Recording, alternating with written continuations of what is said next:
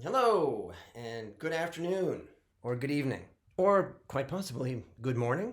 Many people these days are teaching online, and so they are making videos to teach online.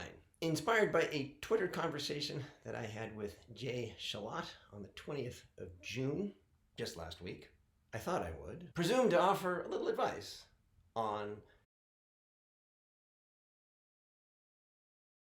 how to film yourself for your students.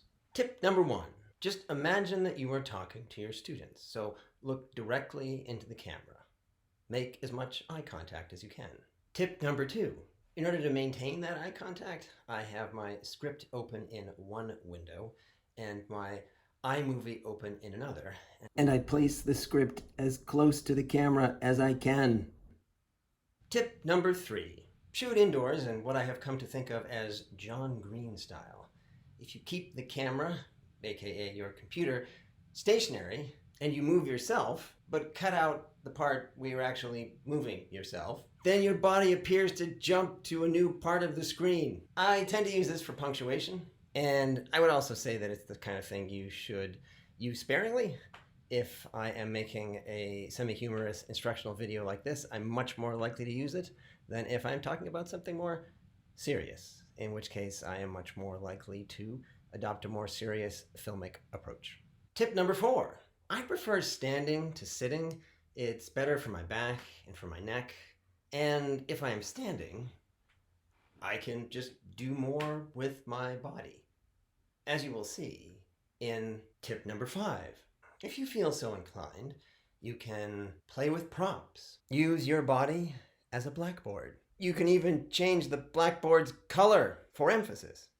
If you like, you could even sing a song, but you don't have to. You can also mess around with the speed of the film.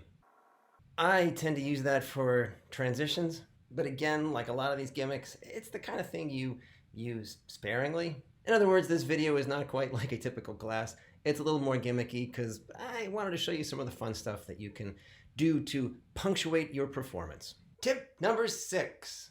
Filming yourself walking through the world is more compelling than filming yourself static, and I do not know why, but it is.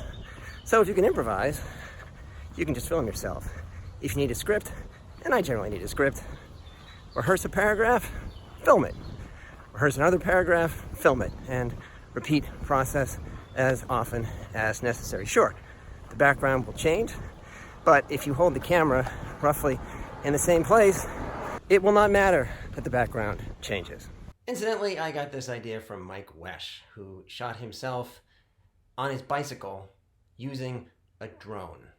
I do not have a drone. It is possible to film yourself while riding on a bicycle, but it's risky, so I wouldn't recommend it. But I do film myself walking through the world. So thanks, Mike. Tip number seven, embrace the creative act. I find that I enjoy these much more if I think of them as small creative projects. Because yes, teaching online is more labor. Making these videos is more labor. But if I find a way to make the labor fun, then making the videos becomes more fun, and I hope watching them becomes more fun too. Tip number eight. Ideally, you want to keep these videos under 10 to 12 minutes at most. And yes, some of mine run longer. I think my record maybe 15 or even 20, but that is not best practice. These need to be short. And so happily others of mine run well under 10, such as the one that you are watching right now. Tip number nine. Don't be too precious about your takes. Just film it and get it done. As you may have noticed, these takes that you're seeing of me are not perfect, but they're good enough.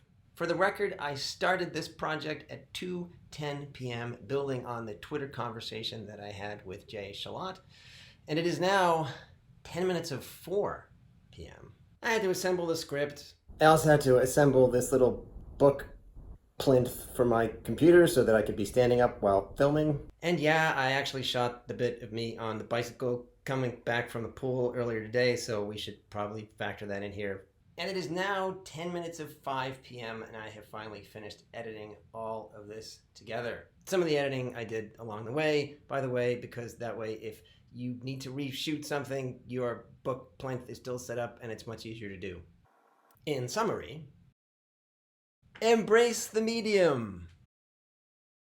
Be yourself and have fun.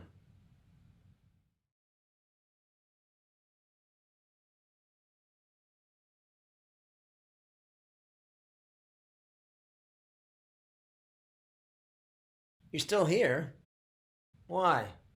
Well, since you are still here, I should add that I made this entire film with iMovie, except for that beginning part where I overlaid the tweets onto the video. For that, I had to dip into Photoshop, and there are tutorials online for how to do that.